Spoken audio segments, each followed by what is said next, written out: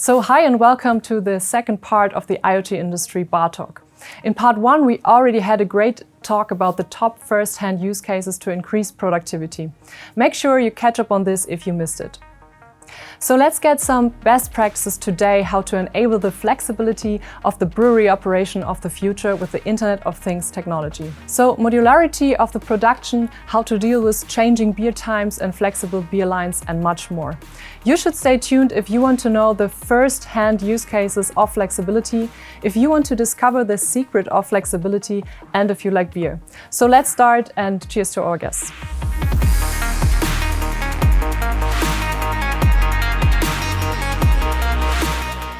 Hi Wim and welcome to our IoT Industry Bartalk episode 3 part 2. Today we want to focus on flexibilities, to increase flexibility in the production. So what are your goals to the brewery of the future to increase flexibility here?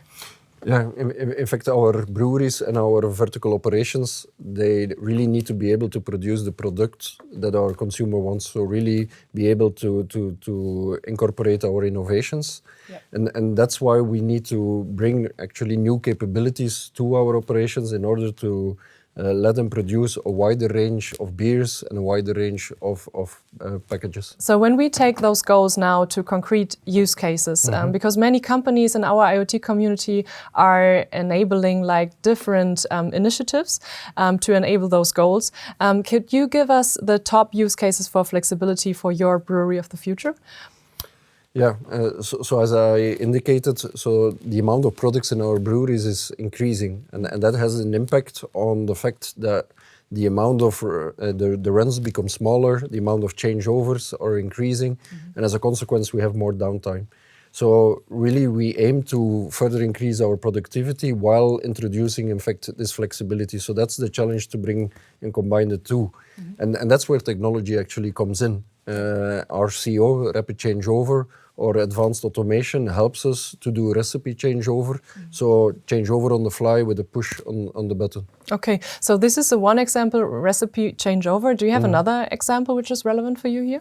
Yeah, one other thing that is very important is that we buy assets for a long time. So a machine needs to operate many years. But the consumer and the market is evolving at the same time. So we need to make sure that our assets can evolve over time, and that's where modularization comes in. A very nice example of a product that we have already a couple of years in the market is the modular labeler. The modular labeler allows, in fact, to click in modules depending on the capability that is required for the product that need to be produced. So for instance, you could plug in a module for cut and stack, so for paper labels, or for PSL, pressure sensitive labels, or for wraparound 360 labels, and that allows the brewery to produce the product that are required. Great. So when we focus on the very first use case, it's about rapid changeovers. You need, in the very beginning, like sensor data to handle this and to get data in the first step. So Manfred, you are our expert for smart sensors here. So how does your technology help Wim to implement his initiatives in this case? Yeah, of course, this kind of flexibility has, of course, impact for our smart sensors. For instance, inspection camera in the production line needs to get the parameter according to the production, to the current production. And of course there you need a direct connectivity, for instance, to the recipe management, that you can change the sensor parameters on the fly without any production stop or without any delay. This is important. And on the other hand, if you have this this high flexibility in a production, you also need, for instance, identification sensors, that you have a much better transparency in your product, in your production plant. Where is the product? Which product is at which point in the production steps? And this transparency, of course, can be achieved with identification sensors. Yeah. So now we have many like valuable sensor data here, but in the next step we have to do it or have to make it available, even in different systems, but also to the different persons working in the factory. So Alma, you're our expert for network and the control side. So how is your technology help Wim to implement this? Maybe in constellation with the use cases he just mentioned. Yeah, I think the keyword which was given by Wim is modularization. modularization. That means you have, let's say, machines or units, yeah, like a labeler, and this labeler must be easily plugged in and must immediately work together with the other assets. And that is exactly, let's say, the architecture of an Industry 4.0 scenario, because plug and work is what you want to achieve. And thanks to OPC UA with the FX, the field extensions, you can exactly do this. And you have also to take into account that such a subunit can also be equipped with sensors with functional safety features. So also you can change or adapt the scenario of the functional safety together with the sensor.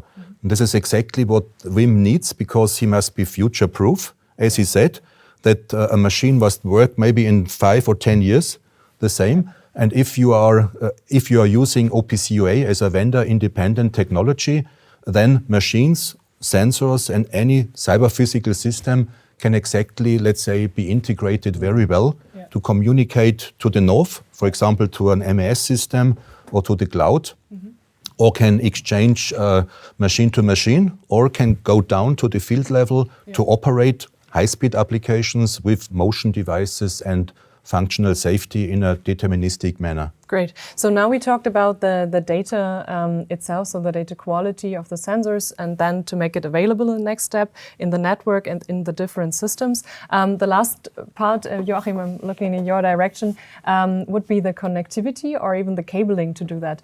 So how is your technology help Wim in this case to enable his initiatives? Yeah, flexibility does also mean that you need to be able to quickly change the Ethernet cabling, quickly, and do it in a very process-safe way. And every time you do this, you need to lock and unlock a cable plug. And with the new standardized M12 locking mechanism, push-pull, you just need to pull on the cable to unlock and push on it to lock it once again. So it means you fully avoid the time-consuming screwing of the connector. And by this, ABI will be able to save approximately 70 to 75% of the assembly costs for the cabling. Great. So thank you for pitching kind of the different technologies here. So we had the sensor part, the network, and even the connectivity and cabling part. And this is what is it about? So we have different initiatives from end customers like AB InBev. Wim, you talked about it, and we have like partners who are working together now to enable these technologies and to really bring that down to the shop floor to enable this. And I guess this is the way we have to go. And Wim, maybe to sum up in the very last part, do you have kind of a secret for the flexibility, to increase the flexibility for AB InBev? Yeah, for AB InBev, it's very important that we actually bring the new products to our consumer so that we as an organization can grow. But at the same time, we need to introduce this flexibility, these new capabilities in a way that we can still drive our productivity. So we really are looking for a win-win between flexibility and productivity.